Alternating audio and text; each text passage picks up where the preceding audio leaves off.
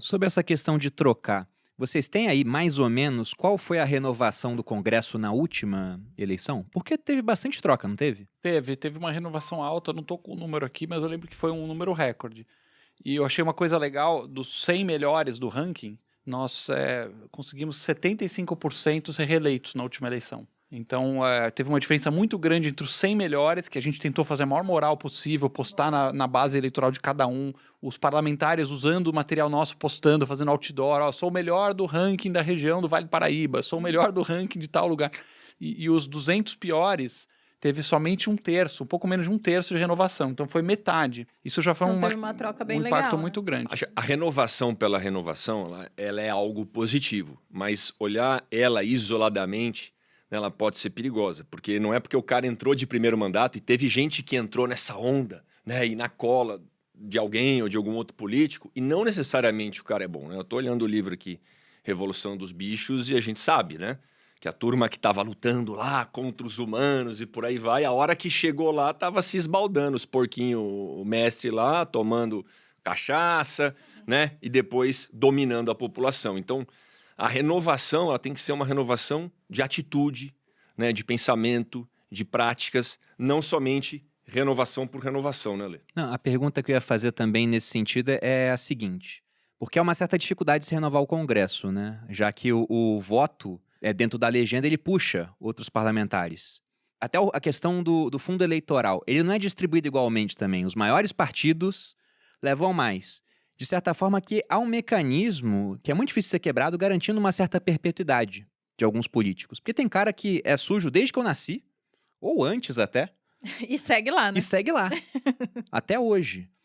E você ainda deu um exemplo, Alexandre, muito interessante, que é a questão de um vereador que ele perdeu porque eu estava comprando literalmente o voto, né, dando R$ 100 em troca do voto. E aí vem até uma questão, diversas vezes me perguntam assim, por que que no Brasil, eu sou um cara liberal, a gente tem um viés assim muito mais social-democrata, um governo grande e que muitos acham que deveria ser ainda maior para dar mais assistência para a população. E eu gosto sempre de uma ideia que é do David Friedman, é o filho do Milton Friedman, economista da Escola de Chicago, que ele falava sobre um suposto jogo, como se fosse uma ciranda, né? Todo mundo sentado assim numa roda e um político ele passa recolhendo por fora da roda uma moeda de cada um. E são 100 pessoas no jogo, então no final de uma volta ele recolheu 100 moedas, ele pega 50 moedas e sorteia para uma certa pessoa no jogo.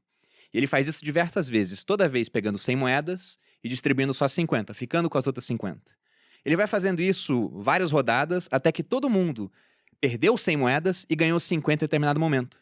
Só que a pessoa não faz essa conta e ela vai perdendo sempre aos pouquinhos enquanto ela ganha de uma vez. De modo que se for perguntar para a pessoa, você é a favor desse jogo? Provavelmente ela vai falar, olha, sou, né? Porque ela nem vê a perda, é só uma moeda por vez, enquanto quando ela ganha, são 50 de uma vez. É mais ou menos a população que paga imposto na comida, sem nem saber direito que paga, porque não vem transparente o quanto é o imposto. Ela acha que o preço é alto, que o dono do mercado é muquirana, tá me remarcando o preço. E aí quando ela ganha a ajuda pública, é um atendimento no SUS, ela fala, nossa, tem saúde pública. Ou consegue colocar o filho numa escola estadual, olha só, é a escola do estado, se não tivesse eu estava sem educação. Só que ela está pagando por tudo isso. Então tem uma barreira educacional muito grande, exato. Então como é que a gente faz para competir com esse tipo de coisa? Porque afinal de contas, ela não vê o dinheiro dela saindo do bolso, ela não entende isso, mas vê muitas vezes o político que está lá dando R$ 100, apertando a mão dela, igual você falou de um presidente na Câmara. Olhando para ela, apertando, né? olhando no olho. Uhum. Né? E o cara, às vezes, muito carismático.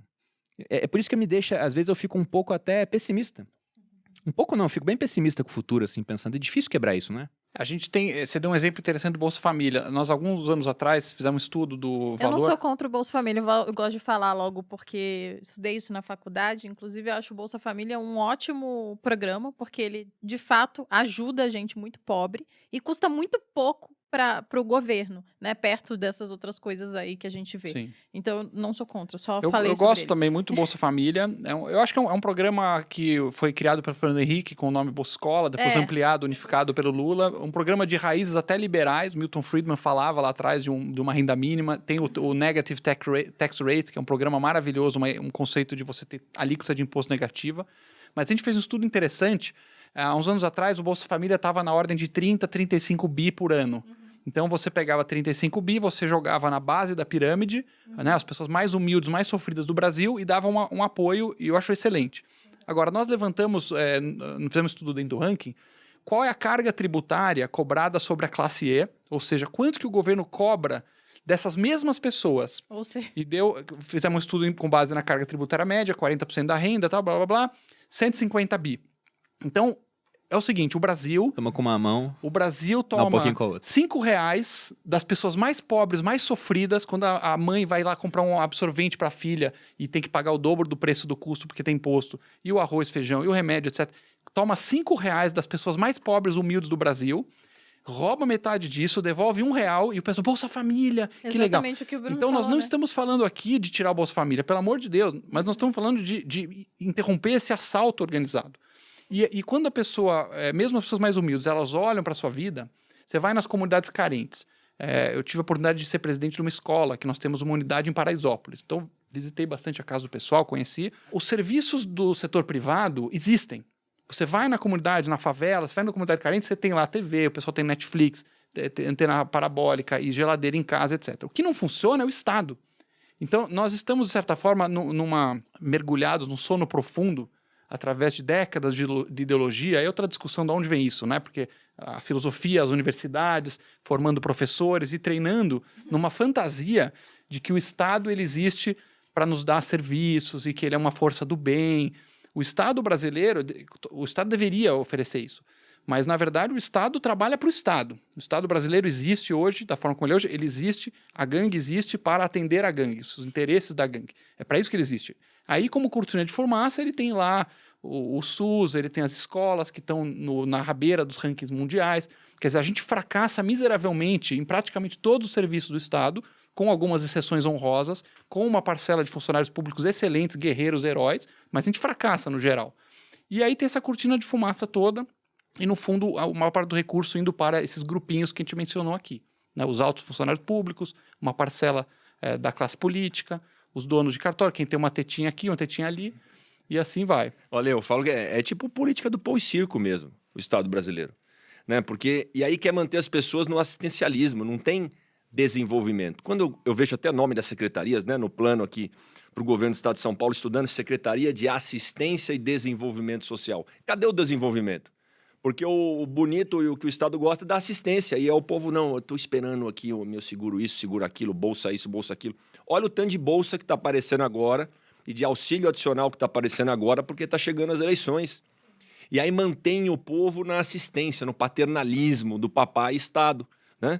E aí o desenvolvimento não dá. O Bolsa Família é um baita de um programa, mas a gente tem que comemorar quantas pessoas saem do Bolsa Família porque estão caminhando com as pernas próprias, aprenderam, fizeram um curso agora aí, e aí estão caminhando, estão aprendendo a ganhar dinheiro e tocar suas coisas, foram capacitadas profissionalmente, e não ficar comemorando quantas pessoas entram, e sim quantas pessoas saem. Só que aí a gente pega uns deputados que vivem lá em Brasília, na Ilha da Fantasia, nunca pisaram numa comunidade em Paraisópolis, por exemplo, ou no Jardim Maria Luísa, lá onde mora o Japão, no Jardim Niterói, e vão votar o marco do saneamento, mas nunca pisaram num lugar onde não tem esgoto, onde as criancinhas morrem de dor de barriga porque não tem esgoto, porque pegam doenças básicas. 100 milhões de brasileiros não têm saneamento básico, 35 milhões não têm acesso à água.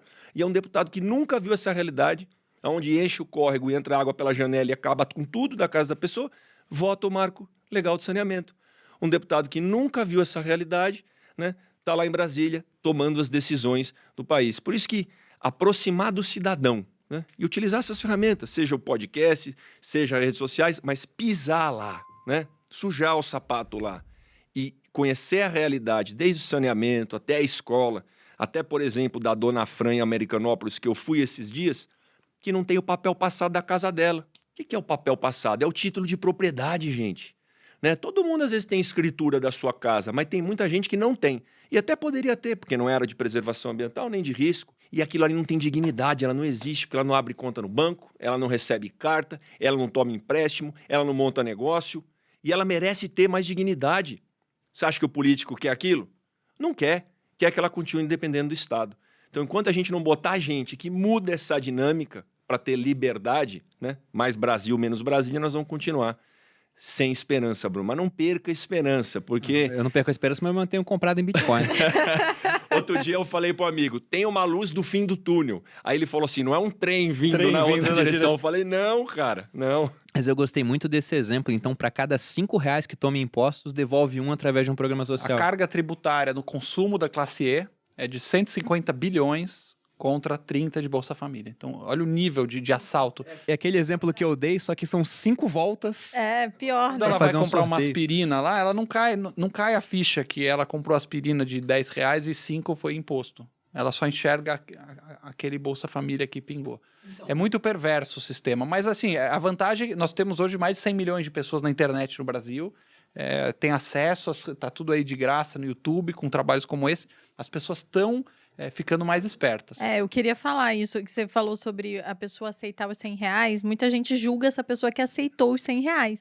E não dá pra julgar essa pessoa, ela tem necessidades básicas primárias que ela acha que ela vai atingir com aqueles R$100 e provavelmente vai, né, imediatamente, que é comer, né, é básico, real. Então não dá pra você julgar essa pessoa. É isso que você falou, é informal. O Bruno é sem esperança, mas a gente tá tentando, né? Eu acho que, obviamente, um podcast não vai informar essas pessoas, porque elas nem têm acesso a esse O podcast. cara que vende voto por R$100, ele não... Ele tá ainda... Ele nem internet talvez tenha, né? Não Tá sei. na primeira Talvez parte da tenha. pirâmide de Maslow, né? Às vezes. Olha, eu não teria tanta certeza, viu? Eu fico surpreso, às vezes, com mesmo? o alcance. Outro dia eu fui pra casa de praia. Minha irmã tem uma casa no litoral norte aí, com o marido dela, e me procurou o jardineiro do condomínio lá. Uhum. E falou, pô, você é o cara lá do ranking dos políticos que eu sigo, eu acompanho os Que vídeos. massa. Aí eu tinha feito um vídeo sobre negócio de privatização e tal, e aí ele falou, pô, e aí, que legal, que vídeo você gostou? Eu gostei da privatização. Aí ele falou, não tinha visto desse jeito. E é muito legal ver que as pessoas são muito mais inteligentes e sabem tomar as melhores decisões para si mesmas, muito mais do que a gente imagina, às vezes. Uhum. Tanto é que, como eu mencionei, você vai, às vezes, nas casas muito humildes, em bairros humildes, que não tem saneamento, não tem escola, não tem nada que o poder público faz funciona lá. Uhum. Não tem polícia, não tem nada. Mas a casa do cara é arrumada, organizada, as finanças da família estão lá, tem os bens para eles poderem ter uma vida digna. Muito legal. Eu A acho assim, internet cara, está revolucionando. isso daqui tá revolucionando. Isso aqui tá levando liberdade para as pessoas. Eu relatei um projeto lá do FUST, né, do Fundo de Universalização de Serviços de Telecom, pega um pouquinho de dinheiro das teles, bota num fundo, o governo tem isso, para levar telecom, para levar conectividade, Bruno, nos mais rincões aí, longes do Brasil. Para que servia esse fundo, Malu? Para levar telefonia fixa, orelhão. Rapaz, Ninguém usa tem gente mais que isso. nem conhece mais isso. Então eu peguei a relatoria, mudei, queria um comitê gestor, isso já está valendo, pegar esse dinheiro para levar internet, para levar conectividade. Né? E as pessoas, por incrível que pareça, a gente se surpreende, né? Tá todo mundo conectado. Né? A gente se preocupa em montar grupos de WhatsApp para passar as informações num volume de dados menor, porque o cara tem o pacote de dados. Então, a gente, talvez um podcast ou talvez um YouTube não chegue, mas se a gente continuar a escutar as pessoas, né? Desde a gente estuda, né? O Edu tá aqui, a minha turma tá aqui, eu falo, cara, o vídeo tem que ser em menos megas, porque o cara não vai baixar isso aí no WhatsApp dele. Né? Se você fizer o cara baixar um aplicativo, não tem espaço, então a gente começa a entender o padrão de consumo para levar a informação. E aí tem empreendedor, agora com o Pix e com tudo isso acontecendo, o pessoal na comunidade está fazendo dinheiro, está se profissionalizando. Se a gente puder levar mais informação para eles, né? Ficar aqui no Brasil, não mudar de país, mas mudar o nosso país, né? Eu acho que a liberdade está na nossa mão. Basta a gente dar o primeiro passo aí e ajudar os outros. Sobre essa questão